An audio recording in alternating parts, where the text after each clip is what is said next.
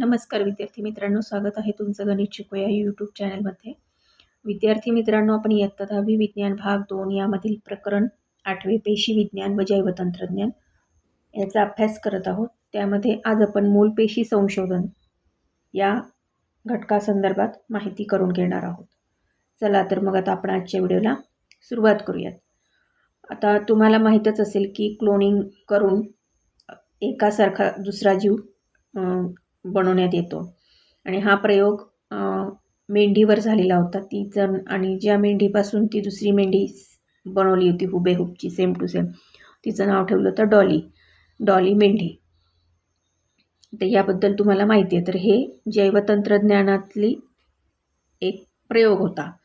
तर त्याच्यानंतरचा जो जैवतंत्रज्ञानातला क्रांतिकारी घटना किंवा शोध म्हणता येईल तो आहे मूलपेशी संशोधन. आणि याच्यामुळे वैद्यकशास्त्रामध्ये मूलगामी परिवर्तन घडवून आणण्याची क्षमता या तंत्रज्ञानात आहे. आता याचा उपयोग काय, तर कुठला अवयव एखादा जर खराब झालेला असेल आणि त्या अवयवाला जर पुन्हा एकदा निर्माण करायचं असेल, त्याच्यातली जी कमतरता आहे ती दूर करून जर तो अवयव पुन्हा मूळ स्वरूपात आणायचं असेल तर ह्या मूलपेशींचा वापर त्यासाठी केला जातो. आता या मूल स्त्रोताच्या आधारावरती मूलपेशींचे 2 प्रमुख प्रकार आहेत. त्यातला पहिला आहे भ्रूणीय मूलपेशी आणि वयस्क मूलपेशी. तर आता भ्रूणीय मूलपेशी म्हणजे काय ते बघूया. की फलनानंतर फलित अंड्याच्या विभाजनाला सुरुवात होते व त्याचे रूपांतर भ्रूणात होते. या भ्रूणपेशींचे पुन्हा विभाजन आणि विभेदन होते व गर्भधारणेनंतर 14व्या दिवसापासून पेशीच्या विशेषीकरणाला सुरुवात होते, म्हणजे वाढ व्हायला सुरुवात होते प्रत्येक पेशींची. या विशेषीकरणामुळे अस्थिपेशी, यकृत पेशी, चेतापेशी इत्यादी निरनिराळ्या अवयवांच्या पेशी तयार होतात. असे विशेषीकरण सुरू होण्याच्या आधी या भ्रूणपेशींना मूलपेशी असे म्हणतात. या मानवी शरीरातील 220 प्रकारच्या ज्या पेशी आहेत त्या एकाच प्रकारच्या पेशीपासून म्हणजेच भ्रूणातील मूलपेशीपासून जन्म घेतात. म्हणजेच मूलपेशी या अविभेदित प्राथमिक स्वरूपाच्या आणि स्वतःची पुनरावृत्ती करण्याची क्षमता असलेल्या असतात व सर्व मानवी पेशींच्या पालक पेशी असतात. मूलपेशींच्या अंगी असलेल्या या गुणधर्माला बहुविधता असे म्हणतात.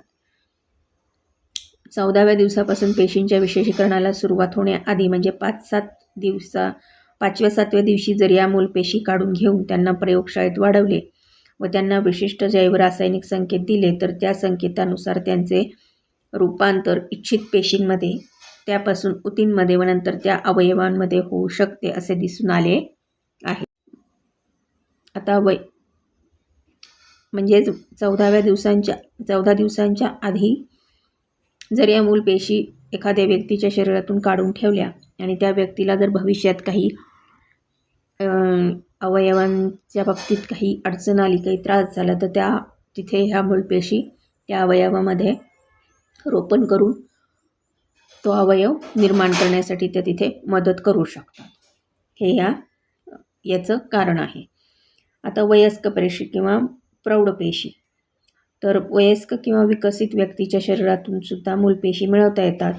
त्याचे 3 प्रमुख स्रोत आहेत. एक आहे अस्थिमज्जा, मेद, ऊती आणि रक्त.